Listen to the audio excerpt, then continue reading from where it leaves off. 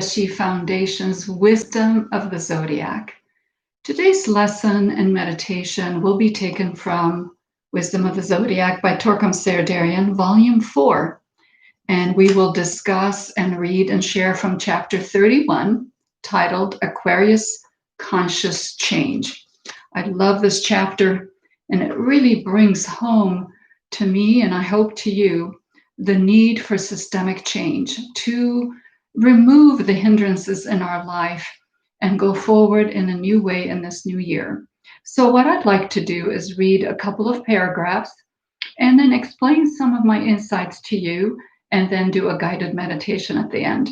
So my chapter starts on page 373, chapter 31. Let me read that bottom paragraph for you for a minute. It is very good to take your mind off your businesses, losses, defeats, victories, and failures, and sometimes think in cosmic terms, because that is the reality, the path where we are going to go. Isn't this true? We've been through so much in 2020 and the start of 2021. It's time for us to just, for a few minutes, maybe 15, 20 minutes, take our mind off of that and think of the big path that we're on, the big reality. Everything else is keeping us in the level that we are. Isn't that true? We just go through a cycle, read the news, look at the social media, and we keep cycling and recycling the same traumas, the same problems, the same opinions. But this is bringing us to a new realization, something to a new level. And if we stay in that level, our mind does not change, our life does not change. If we do not look to the higher entities, beings, spirits, and realities, we remain as we are. And we don't want to remain as we are. I don't think any of us want to have that, being prisoners of the planet, prisoners of our bodies, prisoners of our defeat and victory. Imagine how even in victory, we can be prisoners. And we run after our tails, age after age, remaining the same people. So this is a call that's really important, that in Aquarius, in order to heed the internal wisdom of the age of Aquarius, we need to take our minds off of our businesses and our traumas and problems and news and look at the reality, the real future of our life, so that we do not remain prisoners of our life. Now, a little bit later on that page 374, says this energy of Aquarius comes and causes or provides opportunity for you to change yourself. Okay, change is an important word here, so make sure you note that down and see if you can meditate on what that word means to you. When we say change, it is not like the definition taken from dictionaries. Change means to improve toward your cosmic destination. So you're going to look at change in terms of the eternal. What changes do I need to make in my life so that eternally there's a shift in me? Okay? Cosmic destination, toward the purpose of your life. What is the purpose of my life? That is a big question. Consider what is the purpose of all of life: to evolve, to become better, to transcend the limitations, to adjust yourself to great ideals and principles and standards of the universe. That is change. So we are going to adjust ourselves to the great ideals. So we all know what those great ideals are. Now, do we really live those ideals? And if not, what do we need to do to adjust ourselves to those new ideals? That means the things that we do, physically, emotionally, mentally, on deep spiritual levels, have to change in order to fit the ideals that we espouse. He says, in change, you are expanding, you are transforming, you are perfecting yourself. You are having greater connections and communication with the universe, and you are improving your understanding and your creativity in the world. That is the change. So when we make a change, it's not just a minute change that then changes back the next day. It's not one day we meditate and then we don't for the next 5 days. This is a systemic change where when we make these needed changes in our life, everything in our life changes. Look at this: great communication, improve your understanding, improve your creativity, your service, your attitude about life. In every step of change, you are closer to greater harmony, greater assimilation of energies, greater creativity. That is the change we are talking about. So this is an important concept for us to really internalize and not say, sure, I know about change, I'll change. No, this is talking about systemic change, systemic reknitting of our life to see where we dropped off some knitting. I like to knit. And I remember when I was learning, when I was a young girl, where my mom would say, you dropped a little knit, and that will make a hole in the fabric. So I thought of this when I was studying this chapter, and I thought, how many little holes have we left in our life that we need to go back and reknit and re-synthesize so that we can go to a greater universe, have communication with the greater universe, with the souls that we truly are. On the next page, 375, this one sentence, it's so beautiful. Once you are challenged, you start changing.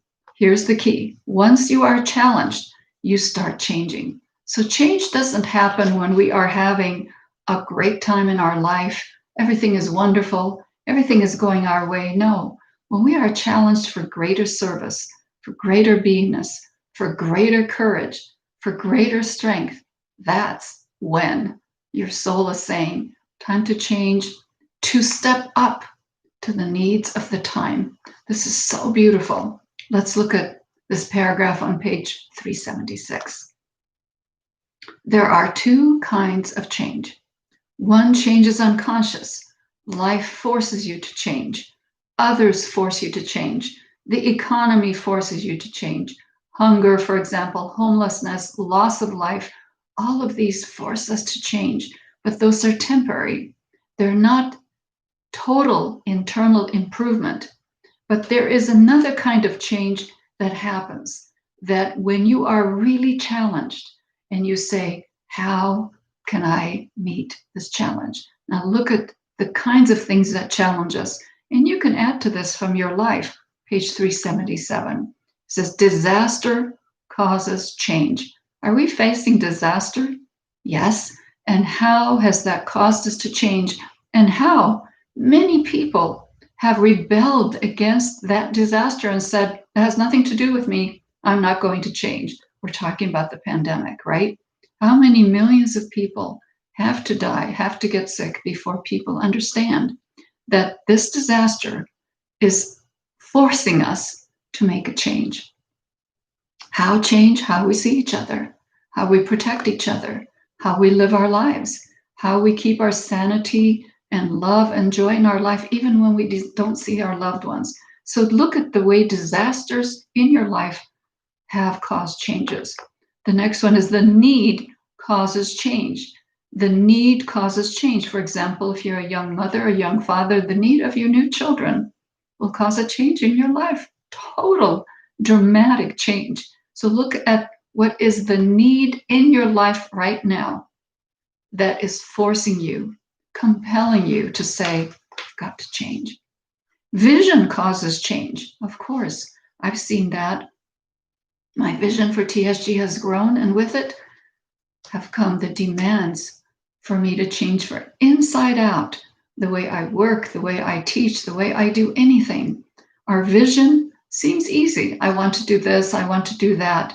But if you really take it seriously and take it to its end, you will see how it's going to compel you to make a permanent change. Calls from higher realms make you change yourself. Have you experienced that, where you'll have a dream, you'll have an insight, you'll have a feeling that something you need to do, and that makes you change yourself, makes you change the trajectory of your life? This has happened to me many times, and I think back on them and think, yes, that's true. You change yourself when you see that difficulties are increasing. We better do that. When difficulties increase and we stay in our old ways, we get resentful, we lose our consciousness, we lose our sanity, and sanitary thinking. We lose our logical and sequential thinking. And unless you shape yourself, you are going to be figuratively drowned in what? Sadness and grief, regret, and all the pains of our lives. So change has to be made. And how are those changes going to be made? And I made a list that have worked for me, and I'd like to share them with you and see if any of these make any sense to you. The first one I wrote is healthy habits. Healthy daily habits, physically, emotionally, mentally, that really sustain you. That is so important because your physical, emotional, and mental bodies are the structure in which you live and you express yourself. They have to be healthy. Do your best in that. Second, I want to say professional guidance. Sometimes we need a little bit of professional guidance, and that will help us to identify areas that need a little work. For example, where do we need to express forgiveness? Where do we need to express gratitude? Where do you need to let go? Where do we need to bring back into our life? So this kind of professional guidance really helps us. The next thing that I absolutely love is the joy and healing work. Whether you take that book, Joy and Healing, and read one page, I'm telling you, it'll help you look at life differently. Or you take the 18-month course, you struggle with it. It is a struggle, but that challenge makes you see the joys that you are born with, and that will heal you. Now, the next one that I think is important, real, sustained, daily seed thought meditation. We have many books on that, and you can consult them and learn. The 3 volumes on meditation are excellent for helping you on how to do seed thought meditation. Fourth, I'd like to express that you become a part of a group that studies and challenges you and uplifts you to change yourself to become the real you. And last, study the real teaching daily. Daily 10 minutes, 15 minutes. You take a book, you open it, you read it, you ponder on it, and you'll see how slowly through the years, your life will start changing in reality, not just in words. Now, let me read that last paragraph to leave us with before we do our meditation, page 379. Bring changes to humanity. If not us, then who? When we learn, when we become enlightened and wise about the teaching, we need to share it. Share these because it helps people. You'll never know where your little kindness, your little words of sharing and helping humanity uplifts others and how it changes their life. Instead of loading people, take their load away. And there are many ways to do that. That is change. Instead of spreading fear and terror, wow, look at that. Instead of spreading fear and terror, which is done every day, can we do something different? Spread love, beauty, goodness, righteousness, and I would add joy. Spread truth, scientific thinking. These are so important. Instead of putting all these obnoxious programs into our television, educate us. Give things that will make us happy, will expand our consciousness. What are you doing? He asks. Change. Okay. Wow. I love it. The age of Aquarius means change. It means doing things in a way that is different from the way it was done. The energies of the universe are pointing us toward that. Great changes are on the way, and so is great destruction. So we need to take our message from the teaching and start changing systemically in our life. Okay, that is just a small portion of what this chapter is about. I hope that you read it, and it is very, very important. I'm just looking at this last paragraph on page 384. Let me read that. The glamours of Aquarius are totalitarianism, separatism, and materialism. Those are the glamours of Aquarius. Aquarius is coming to destroy them. If you are an Aquarian, that is your month. Destroy these 3 things from your consciousness so you can soar, okay? And see how we are totalitarian, separative, and materialistic, and how we can change those. Okay, so let's go to our meditation.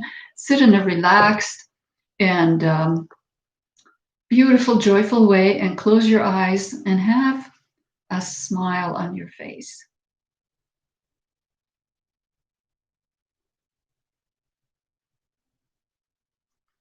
And clear your mind from all worries.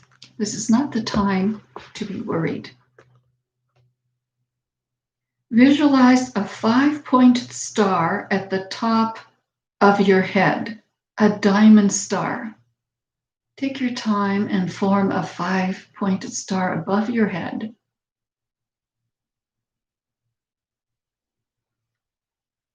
A few feet above your head. Feel that that star is receiving energy from the constellation of Aquarius. Take a minute, constellation. The star receives it, and you are feeling a golden stream of light hitting the diamond and going all over your body.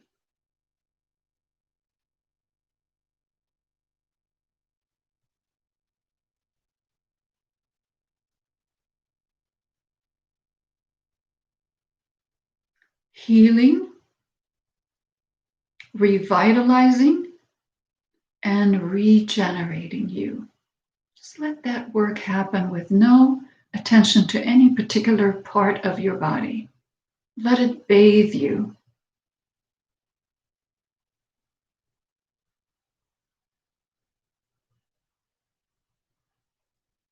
Feel that golden light is circulating in your whole body.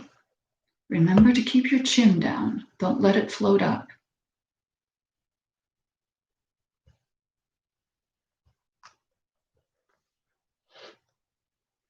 Now, in that golden light, make one decision about what to change in your life so that you are more beautiful, stronger, happier, and on the way toward your perfection. See what you can change, one thing, and then how you are going to change it.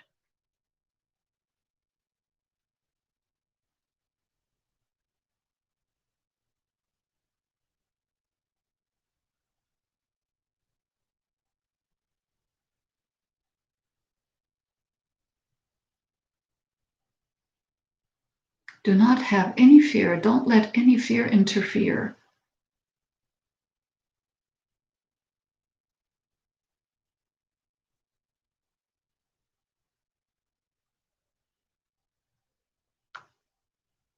Why are you going to change it? Explain it to yourself. Why am I going to change this one item?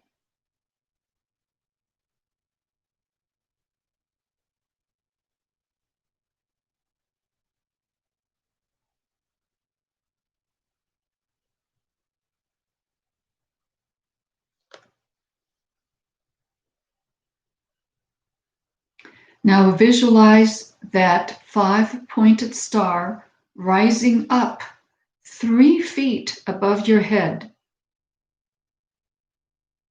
See it rise up and filling your aura with diamond light that is violet and gold. That is the beautiful pranic energy coming from the sun and from the earth and energizing you. Fill your entire aura with those colors.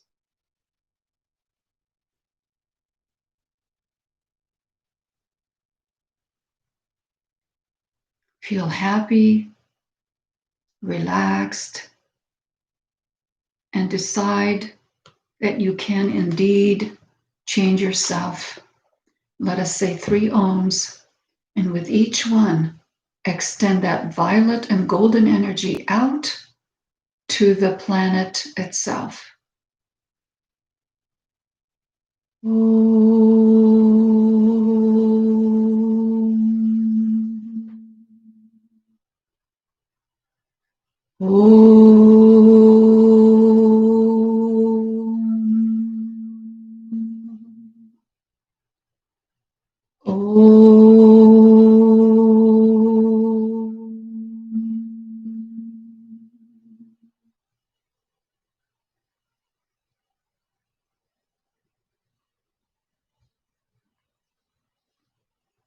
Thank you for joining me, and I hope you share these beautiful videos with others and read these beautiful books, Wisdom of the Zodiac.